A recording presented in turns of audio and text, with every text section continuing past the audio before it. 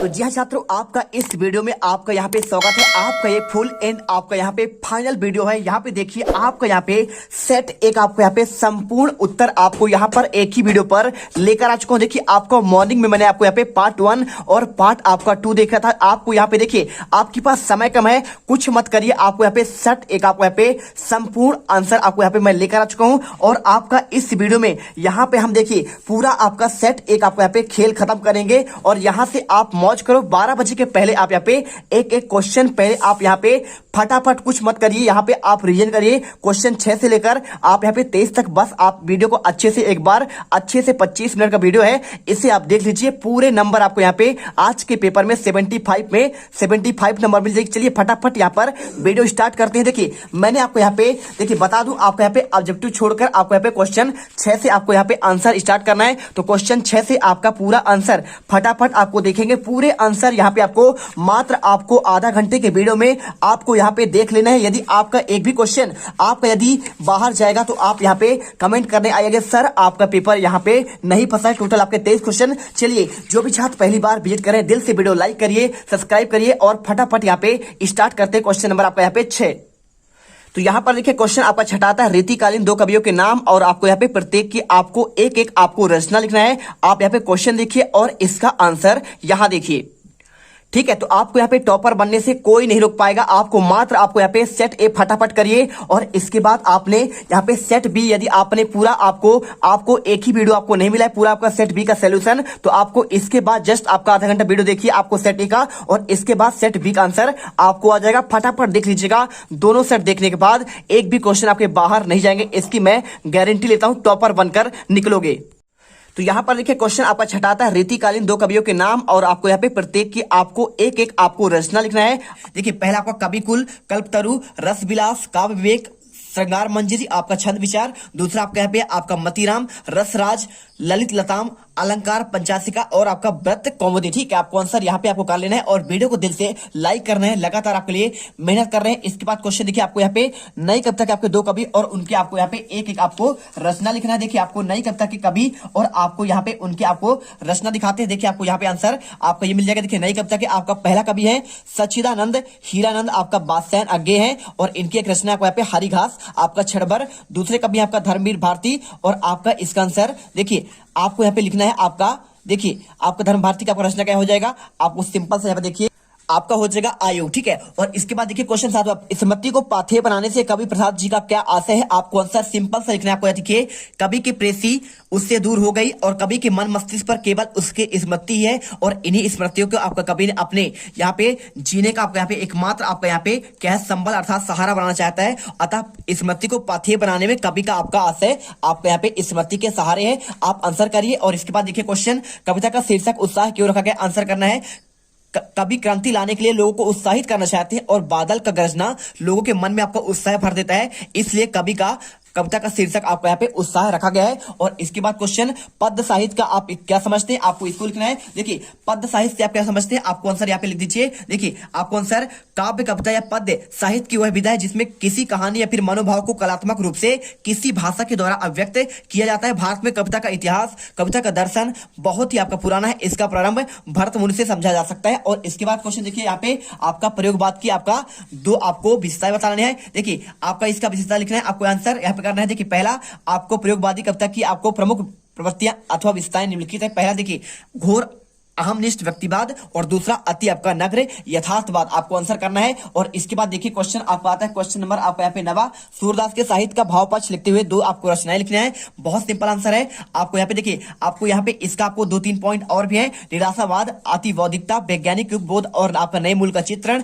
और आपको यहाँ पे सूरदास वाला क्वेश्चन आपको यहाँ पे दो रचनाएं, सूरसागर, सूरसारा वाली आपका साहित्य लहरी। ठीक है, आप इसे करिए। और इसके बाद देखिए भाव पक्ष, सूरदास कृतभक्त थे। सूर ने अपने पदों में मानव के मन के भावों को प्रकट किया है और सूर्य के काव्य में शांत, श्रृंगार और वात्सल रस स्पष्ट रूप से दिखाई देता है और सूर्य वात्सल रस के आपके सर्वोत्कृष्ट आपके कवि हैं। और इसके बाद देखिए क्वेश्चन यहाँ पे लिखा गया है, गोपियों ने किन के आपके उदाहरणों के माध्यम से उद्धव को उलाहने दिए। आपको देखिए आपको यहाँ पे आंसर आपका यहाँ पे आपका सेट ए में ऑलरेडी आ चुका है। कमल के पत्ते जो नदी के आपके जल में रहते हुए भी जल के प्रभाव से मुक्त रहता है। जल के मध्य रखी आपका तेल की मटकी जिस पर पानी का आपका एक बूंद भी नहीं टिक पाता और आपका कड़वी ककड़ी जो खा ली जाए और गले से नीचे नहीं उतरती और प्रेम रूपी नदी में पांव पांव डुबाकर उद्धव प्रभाव आपका रहित है। और इसके बाद देखिए क्वेश्चन आपका आता है 10वां। यहाँ पे लिखा गया क्वेश्चन दोहा छंद का आपको यहाँ पे उदाहरण से आपको वर्णन करना है। देखिए आपको दोहा छंद का आंसर चलिए आपको दिखाते हैं। दोहा छंद क्या है, तो यहाँ पर देखिए आपको दोहा छंद का मिल जाएगा। दोहा छंद 2 पंक्ति होता है, इसमें आपके 4 चरण माने जाते हैं। देखिए आपका प्रथम और द्वितीय में 13 मात्राएं होती है और द्वितीय और चतुर्थ में 11 मात्राएं होती है। इसका अधिक यह एक आपका सममात्रिक छंद है। और मेरी भव बाधा रो राधा नागरी सोए जब तक की झाई परे श्याम हरित आपका द्वितीय आपका आंसर है। और इसके अलावा रहीमन पानी राखिए बिन पानी सब सोन और पानी गए न उभरे मोती मानस चून। वीडियो को दिल से लाइक करिए, आपके लिए यहाँ पे हम बिल्कुल आग लगाने के लिए आ चुके हैं और आपको यहाँ पे टॉपर बनाना है। आपको यहाँ पे इस साल वार्षिक में आपको यहाँ पे धूम मचाना है, ठीक है। इसके बाद देखिए यहाँ पे विभाव और आपका अनुभव में अंतर लिखना है। ये क्वेश्चन का भी आंसर आपको यहाँ पे मिल जाएगा, आपको टेंशन नहीं लेना है। देखिए आपको हम यहाँ पे विभाव और अनुभव में अंतर दे रहे हैं। पहला देखिए विभाव स्थायी भाव से आपका उत्पन्न होकर कारणों को विभाव कहते हैं और अनुभव आश्रय के बाहर शारीरिक चेष्टाओं को आपको शारीरिक अनुभव कहते हैं। और देखिए विभाव के 2 आपके भेद होते हैं। पहला देखिए आपके यहाँ पे अनुभव की आपका यहाँ पे 8 होती है संख्या और माताओं को देखकर हृदय में वात्सल रस का आपका उमड़ना आपका यहाँ पे क्या है विभाव है। और देखिए अनुभव क्या होता है, माता को देखकर बच्चे के शारीरिक क्रिया जैसे दुलार गले लगाना आपका यहाँ पे आपका अनुभव आपका कहलाता है। विभाव और अनुभव में अंतर। और इसके अलावा आप यहाँ पे संचारी भाव और स्थायी भाव में भी अंतर याद कर लीजिए। ये क्वेश्चन आपको यहाँ पे देखिए स्थायी भाव जागृत होकर आदि से अंत तक बना रहता है और संचारी भाव देखिए पानी की बुलबुले के समान है, पल भर में आता है पल भर में नष्ट हो जाता है। और आपका एक रस का एक ही स्थायी भाव होता है और संचारी भाव यहाँ पे आपका 33 है, ठीक है, इनकी संख्या। इसके बाद देखिए क्वेश्चन 3 महाकाव्यों के नाम लिखकर आपको रचनाकार आपको सहित वर्णन करना है। देखिए 3 महाकाव्य के आपको नाम बताने हैं और आपको यहाँ पे रचना सहित आपको इसका आपको आंसर बताना है। इसका आंसर भी आपको मिल जाएगा, बिल्कुल आपको यहाँ पे कुछ करने की आपको जरूरत नहीं है। देखिए क्वेश्चन आपको आंसर यहाँ पे आपका ये मिल जाएगा। देखिए क्वेश्चन आपका यहाँ पे अनुभव अभाय हो गया। यहाँ पे 3 आपका महाकाव्य देखिए, पहला आपको मलिक मोहम्मद जैसी इनका एक रचना है पद्मावत, एक है तुलसीदास इनका रचना है रामचरितमानस और एक आचार्य केशवनाथ आपका इनका रचना है रामचंद्रिका। और इसके बाद देखिए यहाँ पे क्वेश्चन दिया आपका चौपाई छंद का आपको उदाहरण सहित आपको वर्णन करना है। प्यारे छात्रों आंसर बहुत मेहनत करके रात रात जाकर आपके लिए बनाते हैं। देखिए चौपाई छंद की बात की जाए तो आपके इसमें 16 मात्राएं होते हैं। आप सबसे बढ़िया वाला आप कर लीजिए ना, यहाँ पे देखिए मंगल भवन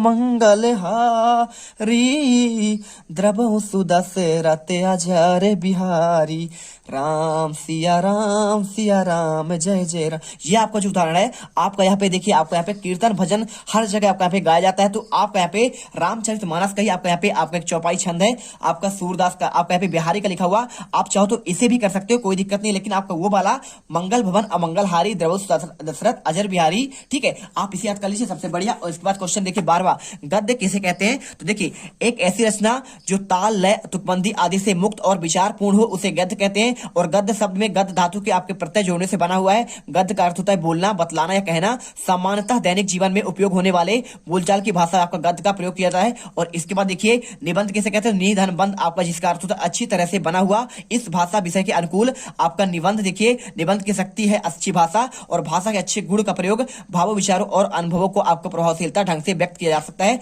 और देखिए क्वेश्चन आपको यहाँ पे लिखा है क्वेश्चन 13वां रिपोर्टार्ज किसे कहते हैं। आंसर आपको यहाँ पे लिखा गया है देखिए रिपोर्ट के कलात्मक साहित्यिक रूप को आपको रिपोर्टार्ज कहते हैं। किसको, देखिए रिपोर्ट के आपको कलात्मक साहित्यिक रूप को आपका रिपोर्टाज कहते हैं। वास्तव में रेखाचित्र की शैली में प्रभाव उत्पादकता ढंग से लिखे जाने में ही आपका रिपोर्टाज की सार्थकता है। आंखों देखा आपका यहाँ पे कानों सुनी घटनाओं पर आपका रिपोर्टाज आपका यानी रिपोर्ट आपका लिखा जाता है। कल्पना के आधार पर आपका रिपोर्टाज नहीं लिखा, जो आपको सामने देखें आप घटना आप वही लिखेंगे, उसे कहते हैं आपका यहाँ पे क्या कहते हैं, आपको कहलाता है यहाँ पे आपका कहलाता है आपका रिपोर्टाज। और इसके बाद देखिए राम वृक्ष बेनीपुरी की भाषा शैली आपको 2 रचनाएं लिखना है। चलिए आपको इसका आंसर दिखाते हैं। तो आपको यहाँ पे देखिए पहले आपका कृतियां देखिए माटी की मूरत और इसके अलावा आपके यहाँ पे हो जाएगा लाल तारा आदि। और इसके बाद भाषा क्या है, इनकी भाषा व्यवहारिक है, इसमें सरलता सुबोधता और सजीवता पाई जाती है। मुहावरों और कहावतों से आपका भाषा सुंदरता आ जाती है, ठीक है। और इसके बाद देखिए शैली क्या है, इनकी शैली आपका निम्न प्रकार के, पहला क्या लिखा है वर्णनात्मक शैली। इन्होंने किसी वस्तु अथवा घटना का वर्णन करते हुए इन शैली का प्रयोग किया है और इस शैली की भाषा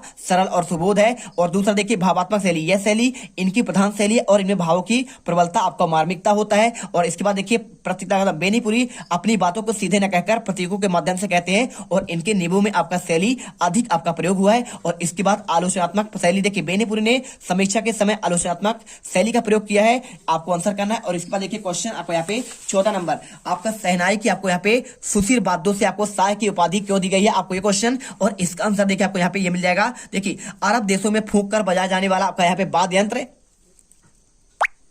ठीक है। वाद्य यंत्र यहाँ पे जिसमें नाड़ी होती है उसे सुशील वाद्य कहते हैं। शहनाई को भी आपका फूंक कर बजाया जाता है, वह मंगल परिवेश की प्रदर्शित करने वाला वाद्य है और इसी कारण सुशील वाद्य से आपके शाह की उपाधि दी जाती है। ठीक है, चलिए अब इसके बाद देखिए क्वेश्चन यहाँ पे आता है, काशी में हो रहे कौन से परिवर्तन बिस्मिल्लाह खां को व्यथित करते हैं? आपको आंसर लिखना है। देखिए काशी में बहुत सी आपका परंपराएं लुप्त हो गई हैं। ठीक है, आप यहाँ पे अच्छे देखो, आप यहाँ पे परंपराएं लुप्त हो गई, संगीत साहित्य और अदब की परंपराओं में धीरे धीरे कमी आ रही है और आप काशी धर्म की प्रतिष्ठा को आपको लुप्त हो जा रही है और आपको यहाँ पे वहाँ हिंदू और मुसलमान पहले जैसा कोई भाईचारा नहीं है। पहले काशी में खान पान की चीजें के लिए विख्यात हुआ करता था, परंतु आज उनमें परिवर्तन आ रहा है और आपको यहाँ पे काशी की इन सभी लुप्त होती परंपराओं का कारण आपका यहाँ पे बिस्मिल्लाह खां आपका दुखी है। और क्वेश्चन देखिए यहाँ पे आपका लिखा है 15वां, कैप्टन बार बार मूर्ति पर चश्मा क्यों लगा देते हैं? आपको आंसर यहाँ पे लिखना है। देखिए आपको सिंपल आंसर है, आपको यहाँ पे लिखना पड़ेगा आंसर। आपको कैप्टन का देखिए कैप्टन का नेताजी की मूर्ति पर बार बार चश्मा लगाना उसके दिल में आपको नेताजी के अन्य आपको स्वतंत्रता सेनानियों के प्रति आपका सम्मान की भावना को प्रकट करता है और उसका अपने देश के प्रति आपको प्रेम को दर्शाता है। आंसर करिए, वीडियो दिल से लाइक करिए। और इसके बाद क्वेश्चन, मूर्ति पर लगा सरकंडे का चश्मा क्या उम्मीद जगाता है? तो देखिए आपको आंसर लिखना है, बच्चों द्वारा नेताजी की मूर्ति पर सरकंडे का चश्मा लगाया जाना यह उम्मीद जगाता है कि हमारी भावी पीढ़ी में देशभक्ति की भावना, देश के शहीदों का आदर, नई पीढ़ी अपनी जिम्मेदारी का एहसास प्रबल है और इन देश के नवनिर्माण केवल आपको यहाँ पे नव युवा आपका बल्कि बच्चा बच्चा भी अपना योगदान देने में तत्पर है। और इसके बाद क्वेश्चन 16, माधुर गुण की परिभाषा आपको उदाहरण सहित आपको बताना है। तो देखिए जिन गुण विशेष में आपको यहाँ पे कारण सहृदय का चित्त आनंद से द्रवित हो जाता है, उसमें कठोरता अथवा विरक्ति पैदा न हो, उसे माधुर गुण कहते हैं। और यह गुण प्राय आपको यहाँ पे श्रृंगार, करुण और शांत रसों में होता है। इस गुण में आपका संबद्ध रचना में टा वर्ग के लिए आपको यहाँ पे पंचम वर्ण आपको संयोग से बने दीर्घ शब्द आप लंबे पद नहीं होते हैं। और इसके बाद देखिए आपको यहाँ पे आपके उदाहरण, बीती व्यवहारी जागीरे, अंबर पर पनभट डुबोरी, तारा घट पर उषा नगरी। ठीक है, आंसर करना है। और इसके बाद अर्थ के आधार पर आपको यहाँ पे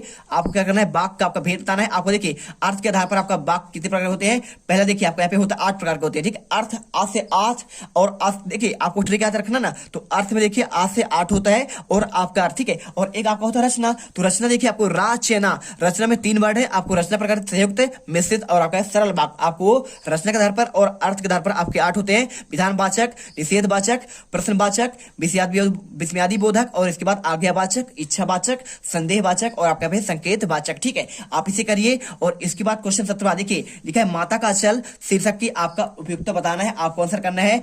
कहानी में यह दिखाया गया है कि बच्चों की चाहे लाख अपने माता पिता के आपके समय व्यतीत करता हो, लेकिन भरपेट खाना तो उसे माँ ही खिला पाती है। बच्चा चाहे अपने पिता के आपके निकट हो, ठीक है, आपको निकट हो, लेकिन आपको यहाँ पे देखिए घोर विपत्ति आपको आने पर माँ की गोद पर आपको सुरक्षा महसूस होती है। आप यहाँ पे लिखना है और आपको आगे लिखना है। आपको यहाँ पे देखिए, इसलिए इस कहानी के लिए आपको माता का अचल शीर्षक उपयुक्त है। और मेरी राय में आपको यहाँ पे इसका एक और आपका उचित शीर्षक है सुनहरा आपका यहाँ पे आंचल। ठीक है, आपका सुनहरा बचपन आपको आंसर करना है। और इसके बाद क्वेश्चन देखिए, भोलानाथ अपने साथियों को देखकर सिसकना क्यों भूल जाता है? तो आपको आंसर लिखना है। देखिए यहाँ पे आपको आंसर मिलेगा, यहाँ पे आपको लिखना है, भोलानाथ अपने साथियों के साथ खेलने में गहरा आनंद मिलता है और वह साथियों की आपको हुल्लड़बाजी, शरारतें और मस्ती देखकर सब कुछ भूल जाता है और उसी मग्नावस्था में सिसकना भी आपका भूल जाता है। और क्वेश्चन 18 देखिए, निम्नलिखित आपको पद्यांशों का संदर्भ प्रसंग आपको व्याख्या करना है। कहीं सांस लेते हो, घर घर पर भर देते हो, उड़ने को नभ में तुम पर कर देते हो, आंख हटाता तू हट नहीं रही है। ठीक है, आपको ये क्वेश्चन दिखा है, आपको इसका आंसर देखिए आपको यहाँ पे लिख देना है। आपको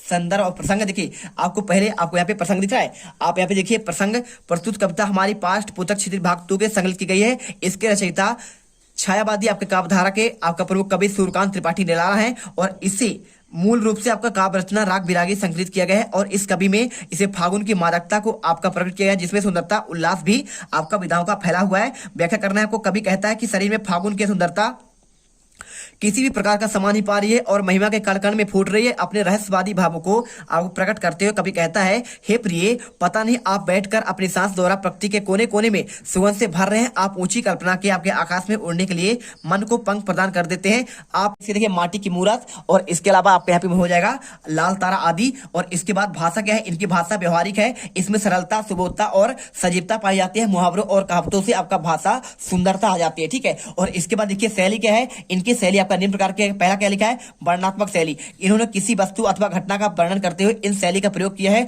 और इस शैली की भाषा सरल और सुबोध है। और दूसरा देखिए भावात्मक शैली, यह शैली इनकी प्रधान शैली है और इनमें भावों की प्रबलता, आपका मार्मिकता होता है। और इसके बाद देखिए प्रतीकता, मतलब बेनीपुरी अपनी बातों को सीधे न कहकर प्रतीकों के माध्यम से कहते हैं और इनके निबंधों में आपका शैली अधिक आपका प्रयोग हुआ है। और इसके बाद आलोचनात्मक शैली, देखिए बेनीपुरी ने समीक्षा के समय आलोचनात्मक शैली का प्रयोग किया है, आपको आंसर करना है। और इसके बाद देखिए क्वेश्चन आपको यहाँ पे 14 नंबर, आपका सहनाई की आपको यहाँ पे सुशील वाद्यों से आपको शाह की उपाधि क्यों दी गई है, आपको ये क्वेश्चन। और इसका आंसर देखिए आपको यहाँ पे ये मिल जाएगा। देखिए अरब देशों में फूंक कर बजाया जाने वाला आपका यहाँ पे वाद्य यंत्र, ठीक है, वाद्य यंत्र यहाँ पे जिसमें नाड़ी होती है उसे सुशील वाद्य कहते हैं। सहनाई को भी आपका फूंक कर बजाया जाता है, वह मंगल परिवेश की प्रदर्शित करने वाला वाद्य है और इसी कारण सुशील वाद्य से आपके शाह की उपाधि दी जाती है। ठीक है, चलिए अब इसके बाद देखिए क्वेश्चन यहाँ पे आता है, काशी में हो रहे कौन से परिवर्तन बिस्मिल्लाह खां को व्यथित करते हैं, आपको आंसर लिखना है। देखिए काशी में बहुत से आपका परंपराएं लुप्त हो गई हैं। ठीक है, आप यहाँ पे अच्छे देखो, आपको यहाँ पे परंपराएं लुप्त हो गई, संगीत साहित्य और अदब की परंपराओं में धीरे धीरे कमी आ रही है और आपकाशी धर्म की प्रतिष्ठा को आपको लुप्त हो जा रही है। और आपको यहाँ पे वहाँ हिंदू और मुसलमान पहले जैसा कोई भाईचारा नहीं है। पहले काशी में खान पान की चीजें के लिए विख्यात हुआ करता था, परंतु आज उनमें परिवर्तन आ रहा है और आपको यहाँ पे काशी की इन सभी लुप्त होती परंपराओं का कारण आपका यहाँ पे बिस्मिल्लाह खां आपका दुखी है। और क्वेश्चन देखिए यहाँ पे आपको लिखा है 15वां, कैप्टन बार बार मूर्ति पर चश्मा क्यों लगा देते हैं, आपको आंसर यहाँ पे लिखना है। देखिए आपको सिंपल आंसर है, आपको यहाँ पे लिखना पड़ेगा आंसर। आपको कैप्टन का, देखिए कैप्टन का नेताजी की मूर्ति पर बार बार चश्मा लगाना उसके दिल में आपको नेताजी के अन्य आपको स्वतंत्रता सेनानियों के प्रति आपका सम्मान की भावना को प्रकट करता है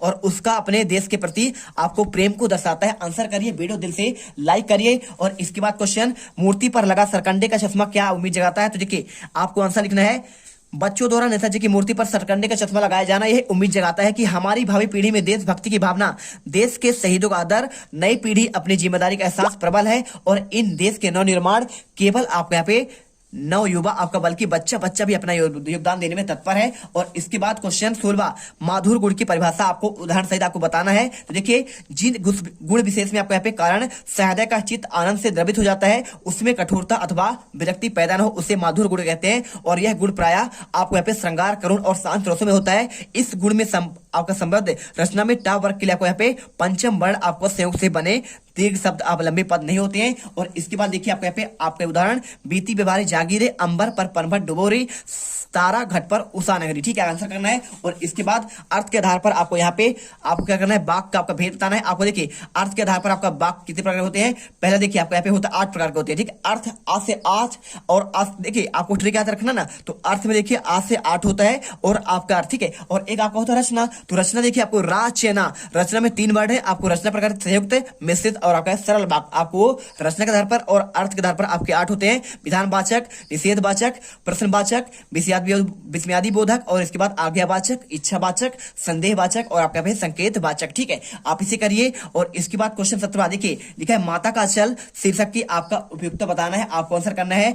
कहानी में यह दिखाया गया है कि बच्चों की चाहे लाख अपने माता पिता के आपके समय व्यतीत करता हो, लेकिन भरपेट खाना तो उसे माँ ही खिला पाती है। बच्चा चाहे अपने पिता के आपके निकट हो, ठीक है, आपको निकट हो, लेकिन आपको यहाँ पे देखिए घोर विपत्ति आपको आने पर माँ की गोद पर आपको सुरक्षा महसूस होती है, आप यहाँ पे लिखना है। और आपको आगे लिखना है, आपको यहाँ पे देखिए इसलिए इस कहानी के लिए आपको माता का अचल शीर्षक उपयुक्त है। और मेरी राय में आपको यहाँ पे इसका एक और आपका उचित शीर्षक है सुनहरा आपका यहाँ पे आंचल। ठीक है, आपका सुनहरा बचपन आपको आंसर करना है। और इसके बाद क्वेश्चन देखिए, भोलानाथ अपने साथियों को देखकर सिसकना क्यों भूल जाता है, तो आपको आंसर लिखना है। देखिए यहाँ पे आपको आंसर मिलेगा, यहाँ पे आपको लिखना है, भोलानाथ अपने साथियों के साथ खेलने में गहरा आनंद मिलता है और वह साथियों की आपको हुल्लड़बाजी, शरारतें और मस्ती देखकर सब कुछ भूल जाता है और इसी मग्नावस्था में सिसकना भी आपका भूल जाता है। और क्वेश्चन 18 देखिए, निम्नलिखित आपको पद्यांशों का संदर्भ प्रसंग आपको व्याख्या करना है। कहीं सांस लेते हो, घर घर पर भर देते हो, उड़ने को नभ में तुम पर कर देते हो, आंख हटाता तू हट नहीं रही है। ठीक है, आपको ये क्वेश्चन दिखा है, आपको इसका आंसर देखिए आपको यहाँ पे लिख देना है। आपको संदर्भ और प्रसंग देखिए, आपको पहले आपको यहाँ पे प्रसंग दिख रहा है, आप यहाँ पे देखिए प्रसंग, प्रस्तुत कविता हमारी पाठ पुस्तक क्षितिज भाग 2 के संकलित की गई है। इसके रचयिता छायावादी आपके काव्यधारा के आपका प्रमुख कवि सूर्यकांत त्रिपाठी निराला है और इसे मूल रूप से आपका काव्य रचना राग बिरागी संकलित किया गया है। और इस कवि में इसे फागुन की मादकता को आपका प्रकट किया गया है, जिसमें सुंदरता उल्लास भी आपका विधाओं का फैला हुआ है। व्याख्या करना है आपको, कवि कहता है कि शरीर में फागुन की सुंदरता किसी भी प्रकार का समा नहीं पा रही है और महिमा के कण कण में फूट रही है। अपने रहस्यवादी भावों को आपको प्रकट करते हुए कवि कहता है, हे प्रिय, पता नहीं आप बैठकर अपनी सांस द्वारा प्रकृति के कोने कोने में सुगंध से भर रहे हैं। आप ऊंची कल्पना के आपके आकाश में उड़ने के लिए मन को पंख प्रदान कर देते हैं।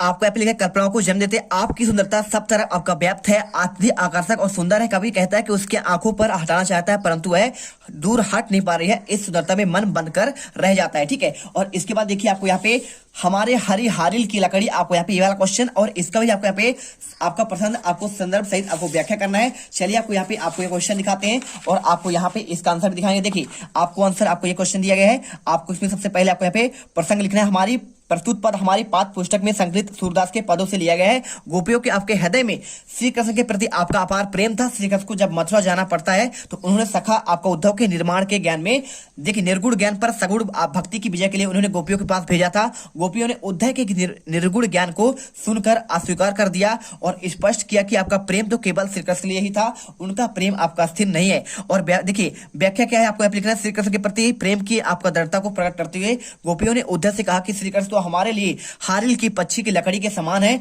और अर्थात जैसे हारिल पक्षी सदा अपने पंजों पर लकड़ी पकड़े रहता है वैसा ही हम सदा श्री कृष्ण का ध्यान करती रहती है। हमारे मन वचन और कर्म पर आपके नंद नंदन आपके श्री कृष्ण के रूप आपकी स्मृति अपने मन पर कसकर पकड़ रखा है। अब कोई भी हमसे छुड़ा नहीं सकता। हमारे मन जागते सोते स्वप्न प्रत्यक्ष रूप से कृष्ण भगवान आपका रट लगाए रहते हैं, उन्हें सदा स्मरण करता रहता है। और उद्धव तुम्हारी योग की बातें सुनते ही हमें ऐसा लगता है मानो कड़वी ककड़ी खाली हो, अर्थात तुम्हारी योग की बातें हमें बिल्कुल अरुचिकर लगती है। तुम तो हमारे लिए योग रूपी आपकी बीमारी लेकर आए हो। हमने तो कभी देखा ना सुना और ना ही भुगता ही है।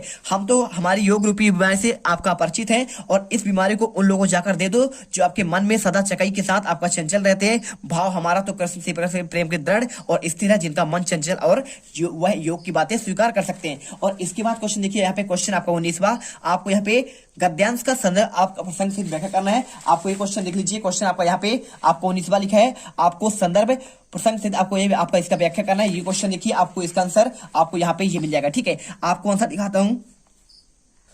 तो देखिए आपको आंसर आपको यहाँ पे हम आपको अथवा वाला दे रहे हैं। आपको यहाँ पे बाल गोविंद भगत वाले आपका यहाँ पे पाठ का आपका एक आप गद्यांश आपको इसका संदर्भ प्रसंग आपको व्याख्या करनी है। देख लीजिए क्वेश्चन, आपको आंसर आपको यहाँ पे मिल जाएगा। देखिए आपको यहाँ पे देखिए संदर्भ लिखना है, आपको प्रस्तुत गद्यांश हमारी पाठ्य पुस्तक क्षितिज भाग 2 के बाल गोविंद भगत नामक अध्याय से लिया गया है और इसके रचनाकार रामवृक्ष बेनीपुरी है। और इसके बाद आपको लिखना है यहाँ पे प्रसंग लिखना, क्या लिखना है आपको यहाँ पे, इस प्रसंग में बाल गोविंद भगत जी सीधे आपके साधे चरित्र का आपका वर्णन किया गया है। और आपको यहाँ पे लिखना है इसके बाद आपका व्याख्या, खेती बाड़ी जुड़े आपके रहस्य बाल गोविंद भगत वेशभूषा आपके साधु नहीं लगते परंतु उनका व्यवहार साधु जैसा है। वे कबीर के भगत थे, कबीर के ही गीत गाते थे, उनके आपके बताए गए मार्ग पर चलते थे, वे कभी झूठ नहीं बोलते थे, वे कभी भी किसी निरर्थक बातों को आपको लड़ते नहीं थे परंतु गलत बातों को विरोध और करने में संकोच नहीं करते थे। वे कभी भी किसी चीज को नहीं छूते थे, ना ही व्यवहार में लाते थे।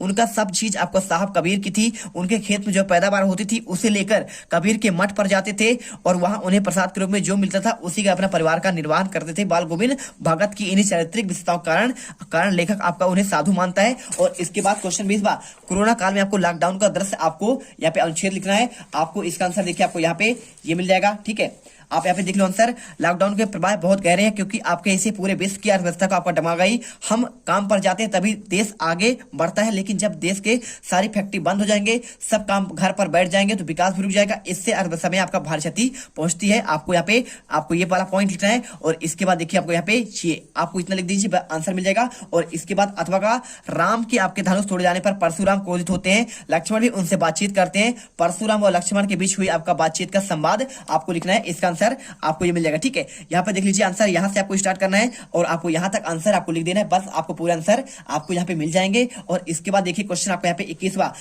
क्वेश्चन आपको यहाँ पे अपठित गद्यांश दिया गया है। आप यहाँ पे देख लीजिए, तो यहाँ पे आप देखेंगे तो आपको यहाँ पे क्वेश्चन आपको देखिए आपको यहाँ पे 19 हो गया, 19 होने के बाद आपका यहाँ पे 20 हो गया और 20 के बाद आपका क्वेश्चन आता है 21वां। इसमें आपको यहाँ पे गद्यांश पढ़कर उत्तर देना है। देखिए आपको यहाँ पे गद्यांश का उचित शीर्षक क्या होगा, तो देखिए आपको यहाँ पे जो आपका दिया गया है यहाँ पे आपको सिंपल सा आपका आंसर होगा।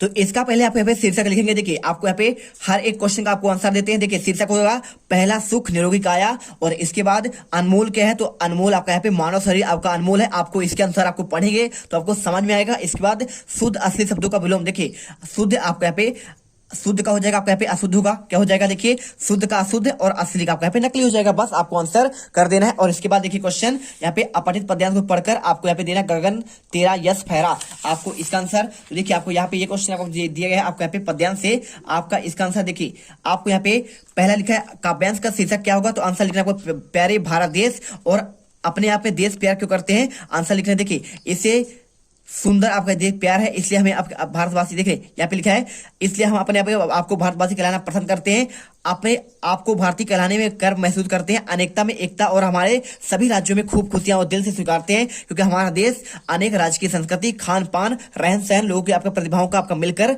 आपको खूबसूरत बनाता है। और इसके बाद काव्यांश का आपको यहाँ पे भावार्थ लिखना है। भावार्थ आप यहाँ पे आप जो है इसी को जो है आपको यहाँ पे पढ़कर आप पढ़िए और आपको यहाँ पे इसी रूप में आपको लिख दीजिए, आंसर मिल जाएगा। क्वेश्चन आपके बाद देखिए 22वां, विद्यालय के बुक बैंक से पुस्तकें प्राप्त करने हेतु आपको विद्यालय के प्रचार को आपको एक आवेदन पत्र लिखना है। आपको इसका आंसर देखिए आपको यहाँ पे लिखना है, सेवा में श्रीमान प्रचार महोदय, शासकीय उच्चतर माध्यमिक विद्यालय रायपुर छत्तीसगढ़, विषय बुक बैंक से पुस्तक प्रदान करने हेतु आवेदन पत्र। महोदय, सबने नम्र निवेदन है कि आपके विद्यालय कक्षा 12वीं का छात्र हूं, मैं अत्यंत निर्धन परिवार से हूं, मेरे पिताजी के मासिक आय बहुत कम है और जिनकी वजह से पुस्तक खरीदने में असमर्थ हूं। श्रीमान जी से निवेदन है कि आपको यहाँ पे बुक बैंक से पुस्तक प्रदान करने की मान कृपा करें, बुक बैंक में बनाए रखने सभी नियमों का पालन करूंगा और इसके लिए सदा आभारी रहूंगा। आपको यहाँ पे प्रार्थी, नाम, कक्षा, रोल नंबर और आपको दिनांक लिख देना है। और इसके बाद देखिए क्वेश्चन आपका 8वां, सचिव माध्यमिक शिक्षा भोपाल को कक्षा 10वीं की अंक सूची की द्वितीय प्रति मंगवाने, जब आपको यहाँ पे मान लीजिए अंक सूची आपका खो गया है, ठीक है, तो आप क्या करेंगे, द्वितीय आपका अंक सूची मंगाना है आपको भोपाल से। कैसे मंगाएंगे, आपको प्रति आपका सचिव माध्यमिक शिक्षा मंडल भोपाल, और इसके बाद लिखिए विषय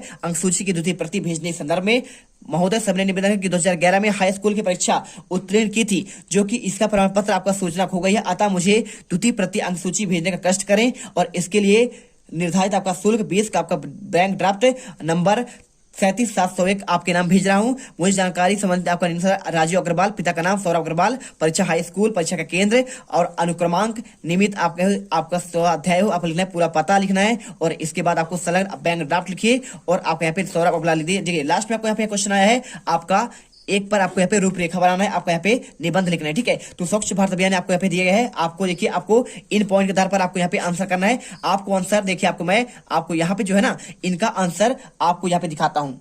तो यहाँ पर देखिए आपको इसका आंसर मिल जाएगा। पहला आपको प्रस्तावना लिखना है, इसके बाद स्वच्छ भारत अभियान का परिचय और तीसरा पॉइंट स्वच्छ भारत अभियान की शुरुआत और आपका यहाँ पे स्वच्छ भारत आपका जुड़ा आपका गांधी का सपना हो गया और 5वां स्वच्छ भारत अभियान के उद्देश्य हो गए, स्वच्छ भारत अभियान की आवश्यकता हो गई, देश के स्वच्छ न होने के कारण, स्वच्छ को स्वच्छ बनाने के उपाय और स्वच्छ भारत अभियान के शामिल मंत्रालय उपसंहार। और आपको यहाँ पे देखिए पहला आंसर आपको यहाँ पे प्रस्तावना करिए, ठीक है, इसे पूरा लिख दीजिएगा। इसके बाद देखिए आपको यहाँ पे आपका अगला पॉइंट मिलेगा आपका स्वच्छ भारत अभियान का परिचय, आप यहाँ पे परिचय लिख दीजिए। आपका 1999 से चला रहा आपका यहाँ पे अभियान और इसके बाद देखिए यहाँ पे आपका स्वच्छ भारत अभियान की शुरुआत कब हुई, आपका 2 अक्टूबर 2014 को आपको यहाँ पे गांधी की 145वीं जयंती पर माननीय नरेंद्र मोदी ने यहाँ पे उद्घाटन किया। और इसके बाद देखिए यहाँ पे स्वच्छ भारत से जो आपका महात्मा गांधी सपना क्या था, आपको इसका आंसर देख लीजिए, पूरा लिखा है। और इसके बाद आपको ये लिखने के बाद आपको स्वच्छ भारत अभियान की आवश्यकता क्यों हुई, आपको देखिए आज यहाँ पे कितना स्टेशन जाएंगे, कहीं भी जाएंगे आपका बहुत स्वच्छ और सुंदर मिलेगा।